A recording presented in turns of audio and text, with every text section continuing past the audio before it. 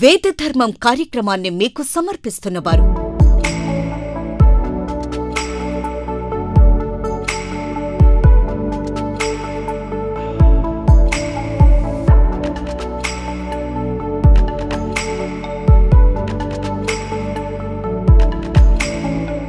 Nataraj jewellery mart, Ganganammapeta, Tenali. Phone number 9502252209. ఓం శ్రీమఖాగణాధిపతయే నమః. సరస్వత్యై నమః. శ్రీ గురుభ్యో నమః. హరి ఓం. హే గోపాలక, హే కృపాజలనిధే, హే సింధు కన్యాపతే, హే కంసాంతక, హే గజేంద్ర కరుణాపారీణ, హే మాధవ, హే రామానుజ, హే జగత్రయ గురు, హే పుండరీకాక్ష మాం, హే గోపీజననాథ పాలయ పరం జానామి నత్వాం వినా.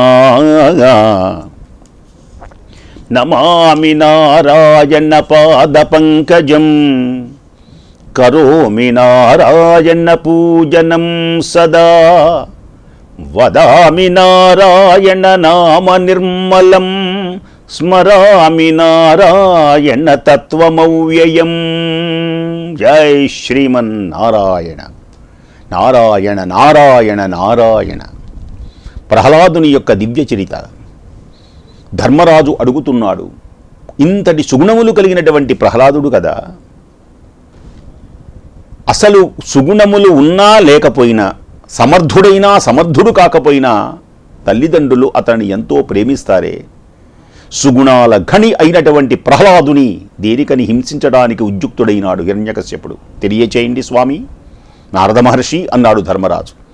ఎలాంటి ప్రహ్లాదుడు అయినా నిన్న చెప్పుకున్నాం, మళ్ళీ ఒక్కసారి చెబుతాను వినండి. అనుప్రాసలు.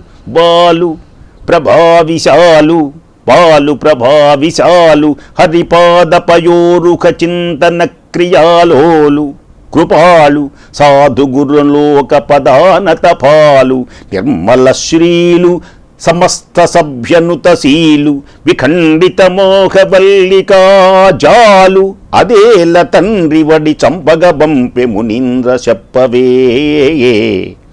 బాలుణ్ణి, అలాగే బుద్ధిమంతుణ్ణి, చూడచక్కని వాణ్ణి, దయాశీలుణ్ణి, తామర పూల వంటి శ్రీహరి యొక్క పాదపద్మములను నిరంతరం తలుచుకుండేటువంటి వాణ్ణి, గురుజనులకు తల వంచి నమస్కరించేవాణ్ణి,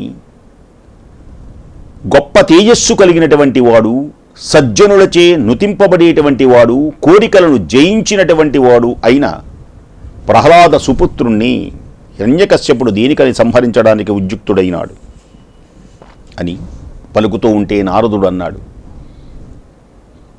నీవన్నట్లే దానవేశ్వరుడు కొడుకును మార్గంలో పెట్టడానికి, మంచి మార్గంలో విశ్వప్రయత్నం చేశాడు.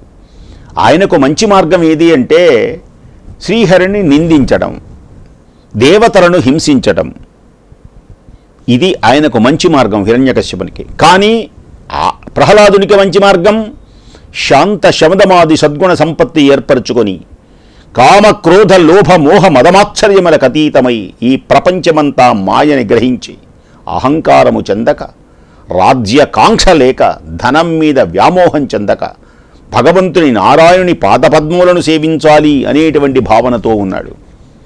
ఇలాంటి సోమరిపోతూ ఇలా తయారైనాడేమిటనుకున్నాడు హిరణ్యకశ్యపుడు. రాజసంలా ఉండాలి, రాజకుమారుడు తను.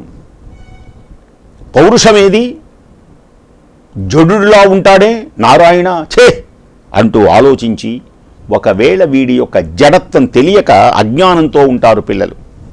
అజ్ఞానంతో ఉన్నటువంటి పిల్లలని బాగా చదివించాలి. దేనికని అంటే చదువని వాడు అజ్ఞుండగు. భాగవతంలో గొప్ప మాట చెప్పారు, యుగ యుగాలలో చెదరనటువంటి ముద్ర ఇది. ఎన్ని యుగాలైనా ఈ మాటే నిజం. చదువని వాడు అజ్ఞుండగు, చదివినన్ సదసద్వివేక చతురత కలుగున్ చదువగవలయు జనులకు చదివించెద ఆర్యులొద్ద చదువుము తండ్రి. కుమారా ఇలారా. కుమారుణ్ణి ముద్దాడాడు, తప్పులు చేసినా క్షమించాడు. బాబు, చదువు చాలా ముఖ్యం. చదువుకోని వాడు అజ్ఞానిగా ఉంటాడు. వాడు పశువుతో సమానం. చదువుకుంటే తెలివితేటలు బాగా వస్తాయి. చదువుకుంటే మంచి చెడు అనేటువంటి వివేకం కలుగుతుంది. ఏది మంచి ఏది చెడు. మనిషి అయిన ప్రతివాడు తప్పకుండా చదువుకోవాలి. మంచి గురువుల వద్ద చదివిస్తాను, చదువుకోనాన్నా అన్నాడు. అచ్చరం యాడున్నాదో ఆడనే బలముందిరా మాయన్న. అచ్చరం యాడున్నాదో ఆడనే బలముందిరా మాయన్న. చదువురాని ఓడు పశువులాంటి ఓడు అన్ని కదా మన పెద్దలు ఎద్దేవ చేసిండ్రు. ఆ నింద నీకేలరా ఓరన్నా ఊరుకుంటావేమిరా మాయన్న. చదువు ఎంత గొప్పది. దొంగల చేతికి దొరకనిది, దానము చేసిన తరగనిది.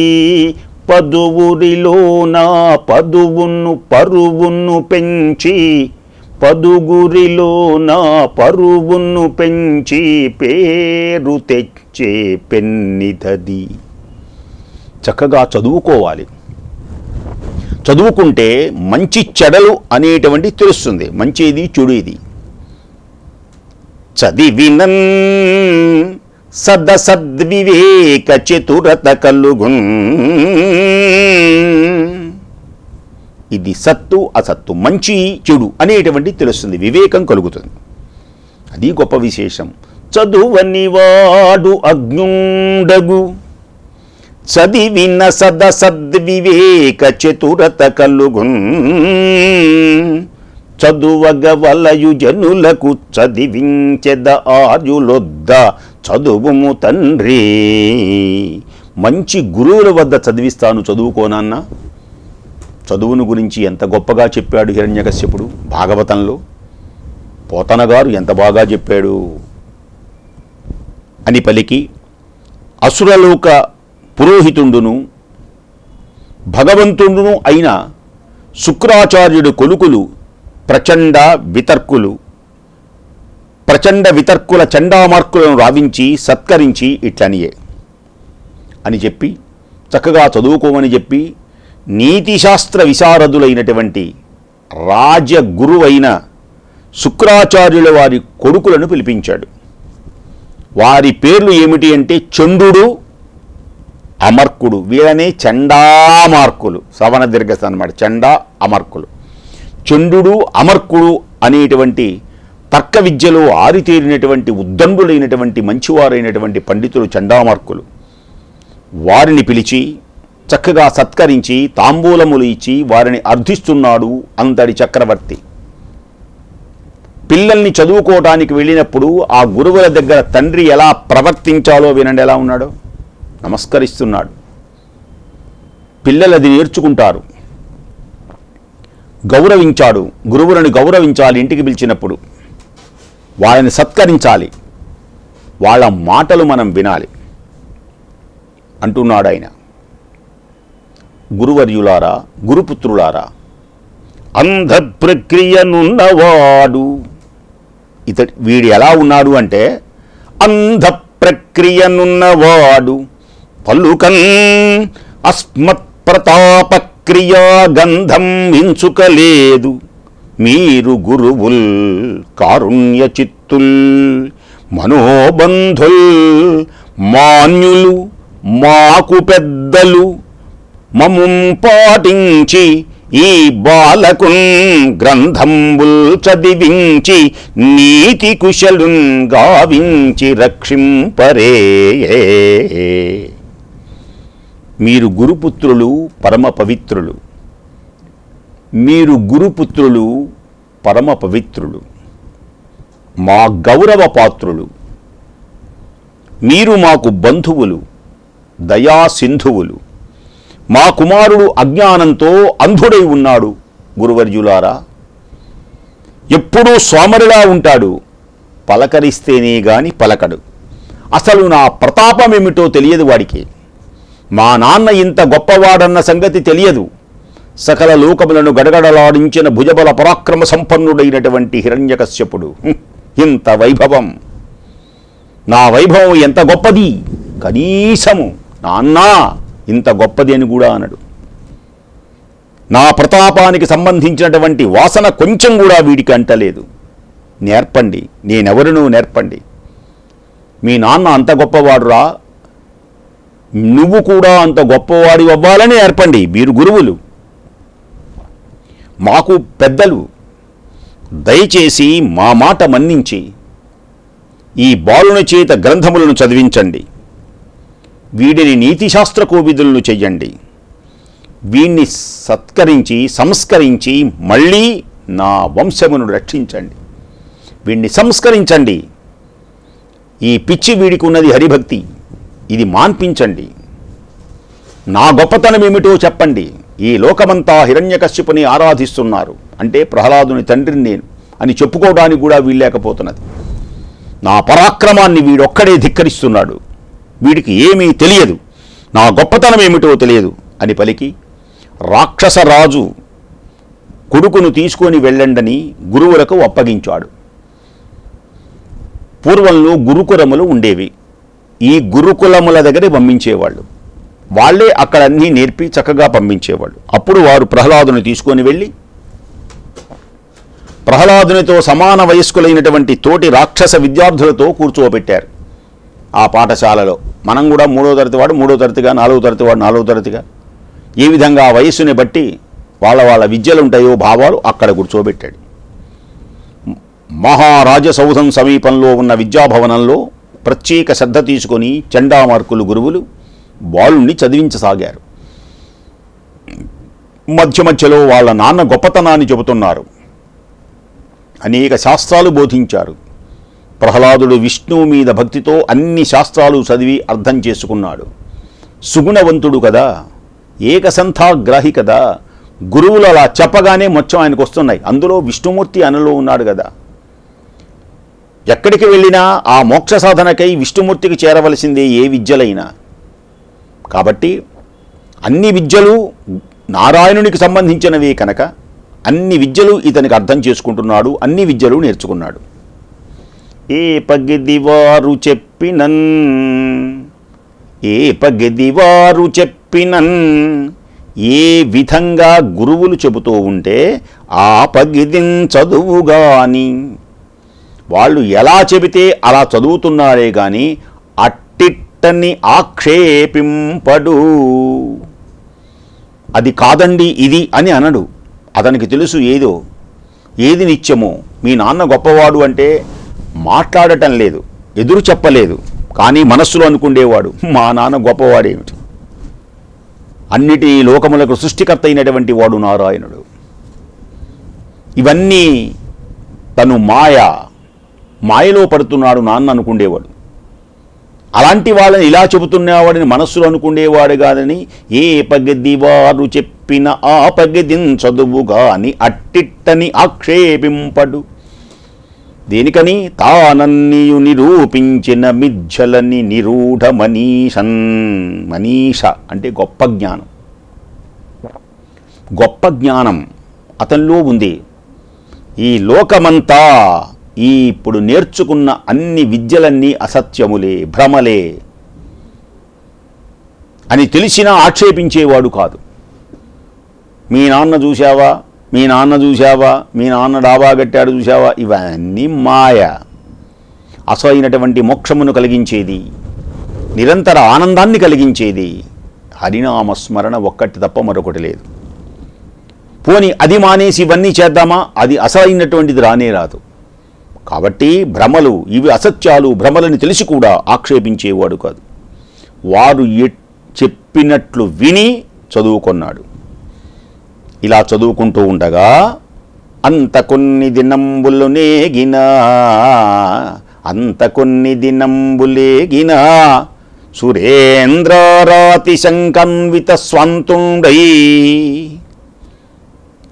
ఒక్కసారి కొంతకాలం గడిచింది కదా, కొడుకును చూచి అనుమానం కలిగింది. తన కొడుకును గురువులు ఏ విధంగా చదివిస్తున్నారో, నేను చెప్పినటువంటివన్నీ చేస్తున్నారా, నేనేమని చెప్పాను, ఎలా తయారు చేయమన్నాను అంటే ధర్మ అర్థ కామములు ఈ మూడిటినే చెప్పమన్నాను. మోక్షం సంగతి వాడికి చెప్పకూడదు. కానీ ఈ మూడు పక్కన్నిటి అదే పట్టుకున్నాడు ఆయన. అది విచిత్రం. ఈ మూడు చెప్పకుండా ఉన్నారా, ఈ పసివాడు ఏం చదువుకున్నాడో తెలుసుకోవాలి అనిపించింది. పాపం చాలా కాలమైంది కొడుకును చూసి. కొడుకు మీద ప్రేమే. సరే, వాళ్ళని పిలిపించి మాట్లాడి ఎంతవరకు చదివాడో చూడాలి అనుకున్నాడు మనస్సులో హిరణ్యకశ్యపుడు. ఆ సమయంలో హిరణ్యకశ్యపుడు తన దివ్య భవనంలో కూర్చున్నాడు. కూర్చొని అనుకుంటున్నాడట. కబురు పంపించాడు. ఎవరికి? ఇందాక ప్రహ్లాదుని యొక్క విశేషణాలు అత్యద్భుతంగా ఉన్నాయి, విన్నారుగా. అలాంటిదే ఇందాకటి పద్యం ఒకసారి చదువుతాను, వినండి. ఎలాంటి విశేషణాలు? బాలు ప్రభావిశాలు హరిపాదపయోరుహ చింతన క్రియాలోలు కృపాళు సాధుగురులోక పదానత పాలు నిర్మల శ్రీలు సమస్త సభ్యనుతశీలు విఖండిత మోఖవల్లికాజాలు. ఇలాంటి విశేషముడు కలిగిన వాడు ఇప్పుడు మళ్ళీ పంపిస్తున్నాడు ఆయన. ఎలాంటి వాడి దగ్గరికి రమ్మని పంపిస్తున్నాడు? ఎలాంటి వాడైనా, ఎలాంటి వాడిని పంపిస్తున్నాడు? ఎక్కడికి పంపిస్తున్నాడు ఆయన అంటే, మోదముతోడ దైత్యకుల ముక్షుడు రమ్మని చీరబంచే. మోక్షముతోడ దైత్యకుల ముక్షుడు రమ్మని చీరబంచే. ప్రేమగా రాక్షసరాజు ఆనందంతో కబురు చేశాడు. తన కొడుకు గదు. ఎవరికి కబురు చేశాడండి? ప్రహ్లాద కుమారకున్. మోదముతోడ దైత్యకుల ముక్షుడు రమ్మని చేరబంచే. ప్రహ్లాద కుమారకున్ భవమహర్ణవతారకున్ కామరోషలోభాది విరోధి వర్గ పరిహారకున్ కేశవ చింతనామృతాస్వాద కఠోరకున్ కలుష జాల మహోగ్రవనీ కుఠారకున్.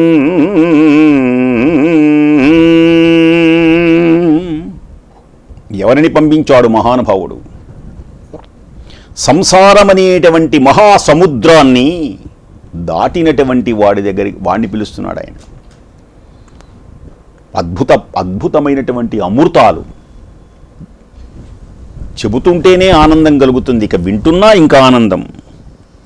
కామ క్రోధ లోభ మోహ మదమాశ్చర్యములను జయించిన వాణ్ణి పిలిపిస్తున్నాడు. మనస్సులో కల్మషము లేనటువంటి వాణ్ణి పిలిపిస్తున్నాడు. కలుషములనేటువంటి కారడవిని మూల మట్టంగా ఛేదించినటువంటి వాణ్ణి పిలుస్తున్నాడు. దైవ చింతన అనే అమృతాన్ని గ్రోలినటువంటి వాణ్ణి పిలిపిస్తున్నాడు. అయినటువంటి కుమార ప్రహ్లాదుని కోసం రాక్షస బాలకుడు, ఆ రాక్షస రాజు ఆనందంతో కబురు చేశాడు. రాక్షసరాజు ఆనందంతో ఎవరి కబురు చేశాడైనా? మోదమ్ముతోడ దైత్యకుల ముక్షుడు రమ్మని చీరబంచే. ప్రహ్లాద కుమారకున్. వినండి, పదే పదే వినండి, పదే పదే ఆనందించండి. ఆనందమైనటువంటి ఆ రస భంగిమతో, రస ప్రకృతితో కూడినటువంటి ప్రహ్లాదుని యొక్క దివ్య మాటలు, ఆ విశేషణాలు. ప్రహ్లాద కుమారకున్ భవమహర్ణవతారకున్ కామరోషలోభాది విరోధి వర్గ పరిహారకున్ కేశవ చింతనామృతాస్వాద కఠోరకున్ కలుషజాల మహోగ్రవనీ కుఠారకున్.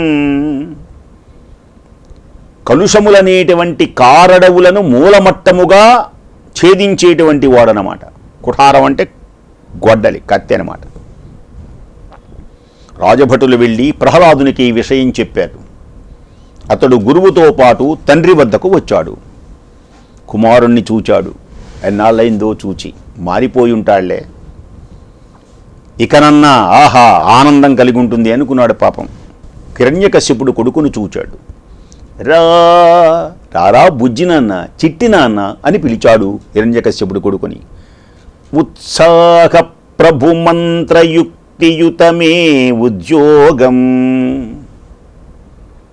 వాత్సల్యంతో ఆనందంతో కూర్చోబెట్టుకున్నాడు. కుమారా, నాయన, ఏదైనా ప్రయత్నం ఫలించాలి అంటే ప్రభుభక్తి, మంత్రశక్తి, ఉత్సాహశక్తి అనే 3 శక్తులు కావాలి. 3 శక్తులు ఉంటేనే కానీ ఒక కార్యమును సాధించలేడు. ఉత్సాహ ప్రభు మంత్రయుక్తియుతమే ఉద్యోగము. ఉద్యోగం అంటే ఒక ప్రయత్నం. ఏ ప్రయత్నమైనా ఈ లోకంలో సాధించాలి అంటే కుమార, ప్రభుభక్తి, ప్రభుశక్తి, మంత్రశక్తి, ఉత్సాహశక్తి ఉండాలి. ఉత్సాహం లేకపోతే ఏ కార్యము నెరవేరలేడు. ఒక లక్ష్యం, ఒక మంత్రం అంటే ఒక లక్ష్యం అన్నమాట, అది లేకపోయినా ఫలించదు. ప్రభుశక్తి ఉండాలి. అవన్నీ సహకరించినవా, నిరాటంకంగా నెరవేరుతున్నవా? ఉత్సాహం, ప్రభుశక్తి, నేను పంపిస్తున్నటువంటి రాజు యొక్క ఆజ్ఞల ప్రకారం నడుస్తున్నారా పాఠశాలలో గురువులు? ఆరూఢ సంవిత్ సంపన్నుడవైతివే. అన్నీ సహకరించేటువంటివన్నీ చక్కగా నీకు సహకరిస్తున్నవా? చదివితే వేదంబుల్ శాస్త్రముల్, వేదాలు శాస్త్రాలు చదువుకున్నావా?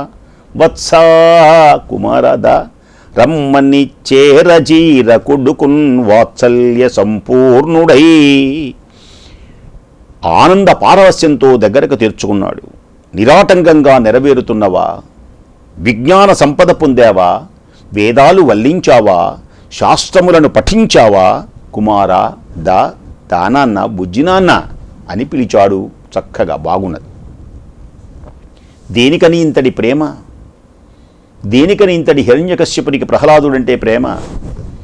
హిరణ్యకశ్యపుడికే కాదు, మనకు కూడా అబ్బాయి అంటేనే ప్రేమ. అబ్బాయిని చూడగానే మర్చిపోతాం, ఎన్ని బాధలన్నీ మర్చిపోతాం. అన్నుదిన్న సంతోషణములు, అన్నుదిన్న సంతోషణములు, జనిత శ్రమ తాప దుఃఖ సంశోషణముల్. ఏ తండ్రి అయినా సరే సాయంకాలానికల్లా కొడుకు దగ్గరికి వెళ్ళి కాస్త ఎత్తుకొని బుజ్జినాన్న, చిట్టినాన్న, కాస్త మంచి మాటలు మాట్లాడరా అని ఆ కొడుకుల యొక్క ఆ మృదు మధురమైన వచ్చిరాని మాటలు, తీయనటువంటి మాటలు ఎత్తుకున్నప్పుడు, పలికేటువంటి ఆ హృదయానికి తాకుతున్నప్పుడు ఆ స్పర్శ, తాను పడినటువంటి శ్రమంతా మర్చిపోతాడు తండ్రి. ఎంత గొప్పగా చెప్పాడో చూడండి భాగవతంలో. అన్నుదిన సంతోషణములు, జనిత శ్రమతాప దుఃఖ సంశోషణముల్, తనయుల సంభాషణములు, జనకులకున్ కర్ణయుగళ సద్భూషణముల్. జనకుని యొక్క చెవులకు అలంకారాలు, కొడుకుని యొక్క దివ్యమైనటువంటి మాటలు. కొడుకుని ఎత్తుకొని లాలించి ప్రేమగా పలకరించి కుమార కుమార అంటుంటే నాన్న నాన్న అని వచ్చి రాని మాటలతో, బుడిబుడి మాటలతో మాట్లాడుతున్నటువంటి కొడుకు యొక్క మాటలు తండ్రికి ఆనందాన్ని కలిగించి, అవి కుమారుల యొక్క తీయని మాటలు తల్లిదండ్రులకు తేనె ఊటలు. కుమారుల తీయని మాటలు తల్లిదండ్రులకు తేనె ఊటలు. అవి వీణుల విందులు. ఆ మాటలు ప్రతిరోజు విన్నా విసుగు అనేటువంటిది కలగదు. ఎంతసేపు అతడు చెప్పినా సరే మళ్ళీ ఇంకా వినాలి. పైగా సంతోషాన్ని కలిగిస్తాయి.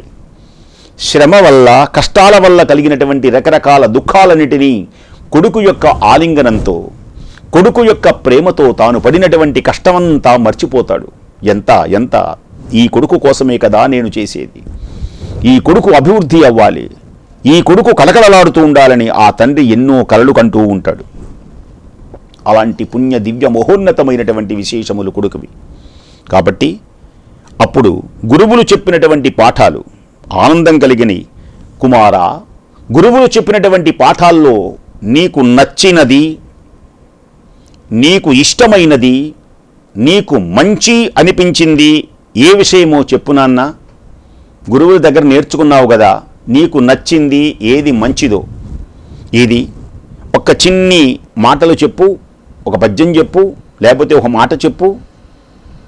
గురువులు చెప్పినటువంటి దాంట్లో నీకు నచ్చింది, నీకు ఇష్టమైంది, అందరికీ ఈ ప్రపంచం మొత్తానికి మంచి అనిపించేది ఒకటి చెప్పు. చిన్నారి పుత్రుడు పలుకుతున్నాడు అమృతధార.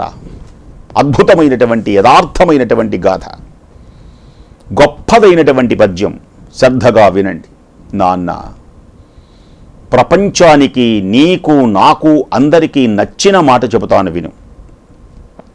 నాకు ఇష్టమైంది చెబుతాను విను. గురువులు దగ్గర నేర్చుకున్నటువంటి మాటల్లో, నాన్న, ఈ లోకమంతా ఎలా ఉన్నది అంటే మాయతో ఉన్నది. చక్కగా చెబుతున్నాడు, మీరు కూడా వినండి. ఎల్ల శరీరధారులకు,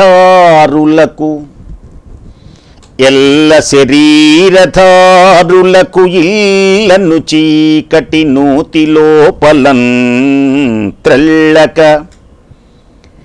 మీరు మనుమతి భ్రమణంబున భిన్నులై ప్రవర్తిల్లక, సర్వమున్నతని దివ్యకళామయమంచు విష్ణునందు ఉల్లము చేర్చి తారడవియుండుట మేలు నిశాచరాగ్రణి. మళ్ళీ ఒకసారి చదువుతా, అమృతాన్ని గ్రోలండి. ఇంతకంటే ఇవి వినటం వల్ల పాపాలు పోతాయి, శుభాలు కలుగుతాయి. లోకమందరికి ఇష్టమైన పద్యం చెప్పమంటే చూస్తున్నాడు ప్రహ్లాదుడు. ఎల్ల శరీరధారులకు ఇల్లను చీకటి నూతి లోపలన్ త్రళ్ళక, మీరు మనుమతి భ్రమణంబున భిన్నులై ప్రవర్తిల్లక, సర్వమున్నతని దివ్యకళామయమంచు విష్ణునందులము చేర్చి తారడవినుండుట మేలు నిశాచరాగ్రణి. అంటే అర్థం ఏంటి? తండ్రి దానవ చక్రవర్తి, నాకు నచ్చిన విషయం ఒకటే, లోకమంతరికి మంచి అయినటువంటి విషయం ఒక్కటే. అది నారాయణ చరణ స్మరణం. స్మరణము మరువకురా. నారాయణ చరణ స్మరణం నాకు నచ్చింది, ప్రపంచానికి నచ్చింది, లోకానికి మేలు జరిగేది. ఈ మానవులందరూ ఎలా ఉన్నారు అంటే అజ్ఞానులై, అవివేకులై, వీరందరూ సంసారం అనే నూతిలో, ఆ చీకటి బావిలో పడ్డారు. దానిలో నుంచి బయటికి లారేకపోతున్నారు. అదే ఆనందం అనుకుంటున్నారు. చీకటి బావిలో పడిపోయినారు. పడిపోయి మీరు, మేము, నువ్వేరు, నేను వేరు, నువ్వు నోరుమై నేను నోరుమై అంటూ కొట్టుకుంటున్నారే కానీ భ్రమతో బ్రతుకుని ఈడుస్తున్నారు నాన్న. అలా భావించకుండా నూతిలో నుంచి బయటికి రా, విశాల ప్రపంచం. ఇదంతా భగవంతుని బలే బలే అందాలు సృష్టించాడు భగవంతుడు. ఇవన్నీ మనల్ని అనుభవించమన్నాడు భగవంతుడు. మీరు మేమనేటువంటి భేదము లేదు. చీమలు, బ్రహ్మలు, శివకేశవాదులలో సమస్తం ఈ లోకమంతా నారాయణమయం. ఈ జగత్తంతా నారాయణమయం. నారాయణుడు నిక్షిప్తమై ఉన్నాడు. ఈ భగవంతుని యొక్క, ఆ నారాయణుని యొక్క విచిత్రమైనటువంటి లీలా విలాసం అని తెలుసుకోలేకపోతున్నారు. ఆ నూతిలో పడి, ఆ చీకటి బావిలో పడి కొట్టుకుంటున్నారు. ఆ తర్వాత మరణిస్తున్నారు. అలా తెలుసుకోగలిగినప్పుడే ఆ విష్ణువుని తలుచుకుంటూ సంపదలన్నీ విడిచి అడవిలో నివసించి తపస్సు చేసుకోవటం కన్నా మంచి మార్గం లేనే లేదు. ఈ ధనాలు, ఈ వ్యామోహాలు, ఈ గర్వాలు, ఈ అహంకారాలు అన్నీ నశించేవే. నీవు కూడా నశించేదే, నేను నశించేదే. కాబట్టి ఇవన్నీ అనవసరం. నిరంతరమైనటువంటి తపస్సు చేస్తూ ఆ నారాయణ చరణ స్మరణ చేయడం తప్ప మరొక మార్గమే లేదు నాన్న అన్నాడు హిరణ్యకశ్యపునితో ప్రహ్లాదుడు. హిరణ్యకశ్యపుడికి కోపం రాదు. ఈయన అందామనుకున్నది ఏంటి? అసలు దేవతను చంపుతా, నరుకుతా, నువ్వు చాలా గొప్పవాడివి నాన్న అనాలి. ఇదేం మాట అసలు? ఏమన్నాడాయన?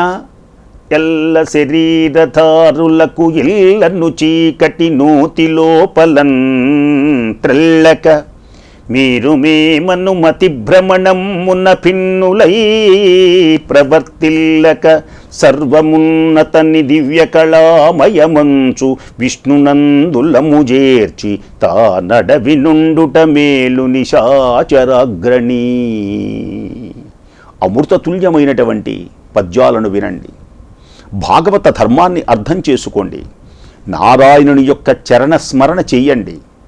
ప్రహ్లాదుని యొక్క భక్తి అనంతమై ప్రకాశించేటువంటి విధంగా మనం కూడా ఆ నారాయణుని చరణ స్మరణ చేస్తూ తరించాలని కోరుకుంటూ, యస్ ఛానల్ ద్వారా మీకు శుభాలు కలగాలని కోరుకుంటూ, మరల రేపు కూడా ఈ ప్రహ్లాదుని చరిత్రయే ఇలాగే ఉంటుంది.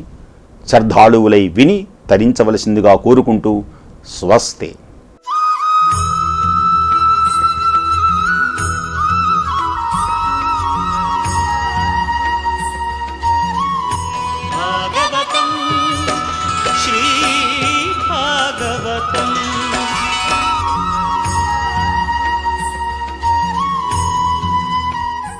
వేద ధర్మం కార్యక్రమాన్ని మీకు సమర్పిస్తున్నవారు